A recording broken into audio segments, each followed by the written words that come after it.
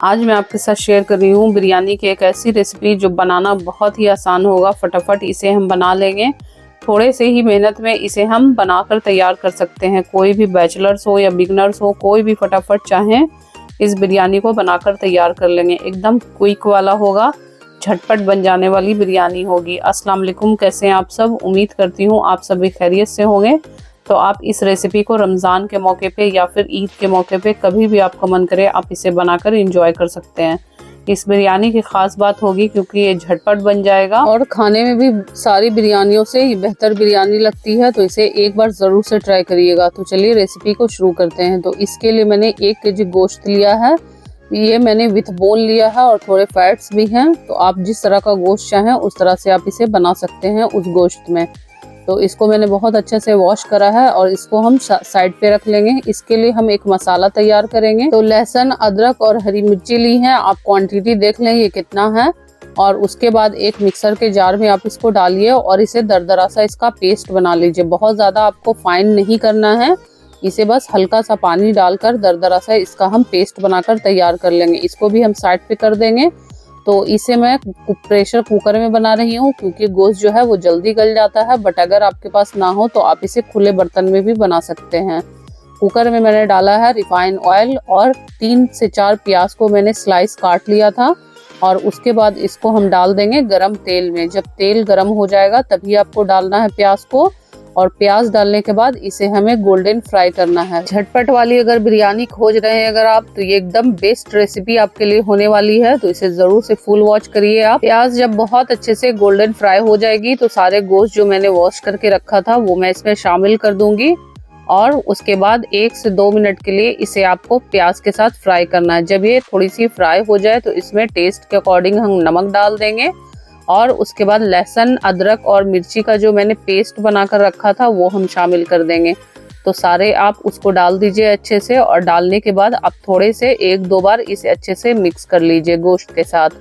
तो 1-2 बार इसे थोड़ा सा अच्छे से आपको चला लेना है कि ताकि कच्चापन थोड़ा सा लहसुन अदरक का निकल जाए। इसमें अब हम कुछ मसाले डालेंगे। जैसे इसमें मैंने डाला है 1/2 टेबल स्पून लाल मिर्च पाउडर, 1/2 टेबल स्पून हल्दी पाउडर, 1 टेबल स्पून काली मिर्च पाउडर, 1/2 टेबल स्पून साबुत जीरा, 1/2 टेबल स्पून साबुत काली मिर्च, 2 बादियान के फूल, 2 बड़ी इलायची, 4 से 5 छोटी इलायची, 8 से 10 लौंग और 2 से 3 छोटे छोटे टुकड़े हैं दालचीनी के। ये सारे मसाले जो हैं वो हम गोश्त में डाल देंगे। इससे फ्लेवर जो है वो बहुत ज़्यादा अच्छा आएगा। तो सारी चीज़ों को डालने के बाद आपको बहुत अच्छे से मिक्स करना है। फ्लेम जो है वो मेरा अभी हाई है और हाई फ्लेम पर इसे लगातार चलाते हुए हमें मिक्स करना है और थोड़ी देर के लिए इसे भूनना है। अगर आपके पास पुदीने के पत्ते हो तो थोड़े से फ्रेश वो डाल दीजिए, बट ये ऑप्शनल है। अगर आपके पास हैं तो डालिएगा, नहीं तो आप इसे स्किप भी कर सकते हैं। इसको भी गोश्त के साथ हम मिक्स कर लेंगे। और मिक्स करने के बाद अब इसमें हमें कुछ नहीं करना है, पानी वगैरह तो बिल्कुल नहीं डालना है। और अगर आप खुले बर्तन में पका रहे हो तो 2 से 3 कप इसमें पानी शामिल कर दीजिएगा और 30 से 35 मिनट में वो गल जाएगा। लेकिन इसमें इतना टाइम नहीं लगता है। कुकर की लिड को मैंने लगा दी है और लिड लगाने के बाद इसे हम 80 to 85% तक इसे हम कुक कर लेंगे। 10 से 12 मिनट लगते हैं इसको कुक होते हुए। आइए हम चेक कर लेते हैं। तो फटाफट इसको मैं खोलकर आपको दिखाती हूँ क्योंकि हमें इसी में आलू भी गलाना है। तो इसीलिए मैंने 80 to 85% तक ही कुक करा था। देखिए ये बहुत अच्छे से अभी टूट नहीं रही है, जितना चाहिए था हमें उसी तरह का भी ये गला है। अब इसमें हम शामिल कर देंगे आलू को। मैंने पहले से ही छील कर रखा था और इसमें मैंने फूड कलर लगा दिए थे। आलू ऑप्शनल है, अगर आप चाहें तो आलू डालिएगा, नहीं तो आप सिर्फ गोश्त वाला बिरयानी जो बनता है बस वो ही बना सकते हैं। तो मैंने इसमें आलू डाला है क्योंकि बिरयानी में जो है आलू अच्छी लगती है। और उसके बाद इसको डालने के बाद हम 2 से 3 सीटी हम अच्छे से लगा देंगे ताकि गोश्त भी मेरा अच्छे से टेंडर हो जाए और आलू भी मेरा बहुत अच्छे से गल जाए। तो देखिए इसे मैंने खोलकर चेक करा है। तो देखिए बहुत अच्छे से ये परफेक्टली डन हो गए हैं।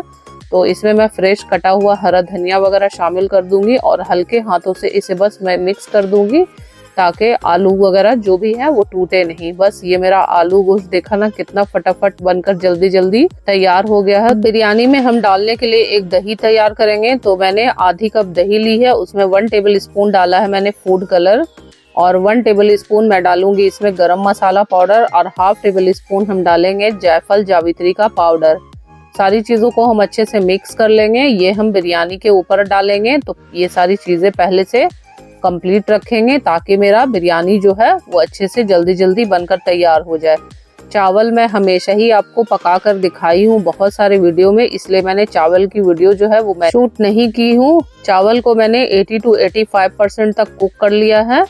और अगर इसकी रेसिपी आप देखना चाहते हैं तो कोई भी मेरी बिरयानी की रेसिपी आप देख लेंगे, उसमें चावल की वीडियो जो है वो डिटेल में मिल जाएगी। अब मैं बिरयानी की लेयरिंग कर लूंगी, तो इसके लिए मैंने एक बड़ा सा पतीला लिया है, इसी में मैंने चावल को उबाला था। तो सबसे पहले मैंने हल्का सा नीचे में घी डाला है और उसके बाद आधा चावल मैंने इसमें नीचे डाल दिया है। और अब जो आलू गोश्त मैंने बना कर रखे थे खुशबू वाला, वो हम शामिल कर देंगे। आधा ही हम डालेंगे, आधा से थोड़ा सा ज्यादा ही डालेंगे। और उसके बाद एक लेयर हम और करेंगे इसमें। अब दही वाला जो मैंने बना कर रखा था, कलर वाला दही, वो हम शामिल कर देंगे। थोड़े से हरी मिर्चे, टमाटर, थोड़े से आलू बुखारे, जो भी चीज़ें आपको पसंद हो वो आप शामिल करिएगा, नहीं तो आप उसे स्किप कर सकते हैं। उसके बाद थोड़ा सा हम चावल डालेंगे और उसके बाद सारी चीज़ों को अच्छे से हम थोड़ा थोड़ा करके फैला देंगे। और उसके बाद एक और लेयरिंग करेंगे। चावल की क्वांटिटी, गोश्त की क्वांटिटी आपकी कम होगी तो आप इसको एक ही लेयर में कंप्लीट कर सकते हैं, और या फिर अगर ज़्यादा होगा तो फिर आप 2-3 लेयर आप इसकी कर सकते हैं। थोड़ा सा हम इसमें केवड़ा एसेंस डालेंगे, इससे खुशबू जो है बिरयानी में अच्छी हो जाती है। बट आपके पास होगा तो डालिएगा, नहीं तो आप इसे स्किप कर सकते हैं। और बाकी वही सेम प्रोसेस करेंगे। और उसके बाद सारा चावल जो है हम ऊपर से डाल देंगे। सारी चीज़ों को हम अच्छे से डालने के बाद एक गीला तौलिया रखेंगे, जो किचन टॉवेल होता है हमारे पास, उसको हम अच्छे से गीला कर लेंगे और उसका पानी गार कर इसके ऊपर हम डाल देंगे। अगर आपके पास वो अवेलेबल ना हो तो सिल्वर फॉयल हो तो आप उसके ऊपर ये लगा सकते हैं। और अच्छे से लिड लगाकर ढक्कन को अच्छे से कवर करके इसको बिना तवे के आप पहले 2 मिनट के लिए हाई फ्लेम पर इसको चढ़ा लीजिएगा। और उसके बाद एक हैवी बॉटम का तवा लगा दीजिए और 15 से 20 मिनट का इसे स्टीम देना है, इसे दम देना है।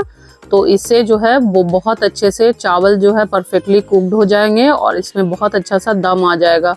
20 मिनट के बाद इसको आपको 5 से 7 मिनट का गैस बंद करके और रेस्ट देना है। और उसके बाद इसे हम अच्छे से खोल करके हल्का हल्का इसे हम मिक्स करेंगे। इसके ऊपर मैंने घी या रिफाइन कुछ भी शामिल नहीं किया था। अगर आप चाहें तरी वाला थोड़ा सा तो आप इसके ऊपर से डाल सकते हैं, बट इसमें रोगन वगैरह बहुत अच्छा था तो मुझे ज़रूरत महसूस नहीं हुई। बट अगर आप चाहें तो इसके ऊपर से घी या फिर रिफाइन ऑयल जो प्याज फ्राई करके जो निकालते हैं वो आप इसमें डाल सकते हैं। देखिए कितना बेहतरीन सी इसकी खुशबू जो है वो आ रही है ढक्कन खुलते के साथ ही। तो आपने ना इसे हल्के हाथों से मिक्स करना है, बहुत ज़्यादा आपको मिक्स नहीं करना है, नहीं तो चावल टूट जाएंगे और अच्छे भी नहीं लगेंगे बहुत ज़्यादा मिक्स हुआ। तो एकदम हल्के हाथों से आपको मिक्स करना है और उसके बाद इसको प्लेटिंग कर लेनी है। तो आइए मैं इसे आपको निकाल कर दिखाती हूँ। एकदम दाना दाना बिखरा बिखरा है, एकदम एक भी दाना टूटा नहीं है। बहुत ही परफेक्ट बिरयानी जो है बनकर तैयार हुई है। और आपने देखा इसे बनाना कितना आसान था, एकदम इजी मेथड में मैंने इसे बताया है। तो आप इसे एक बार रमज़ान के मौके पे कभी भी आप इसे बनाकर एंजॉय कर सकते हैं, बहुत ही मज़े का बनेगा। तो इस तरह से एक बार इस रेसिपी को ज़रूर ट्राई करिएगा। रेसिपी अगर आपको पसंद आती है तो वीडियो के नीचे एक लाइक का बटन है, एक लाइक ज़रूर दें। तो ये आसान सी बिरयानी की रेसिपी आपको कैसी लगी मुझे कमेंट करके ज़रूर बताइएगा। और रेसिपी से रिलेटेड कोई भी आपके क्वेश्चंस हो मुझे कमेंट करके ज़रूर बताइए, पूछिए, मैं ज़रूर से उसका रिप्लाई करूंगी। वीडियो आपको कैसी लगी फीडबैक मुझे ज़रूर दिया करें, ताकि कोई भी कोताही, कोई भी कमी हो तो मैं उसे दूर कर सकूं और आपके लिए अच्छी अच्छी रेसिपी जो है वो मैं आपके साथ शेयर करूं। तो मिलते हैं फिर इसी तरह के और भी एक नई रेसिपीज़ के साथ, तब तक के लिए अल्लाह हाफिज़, बाय बाय।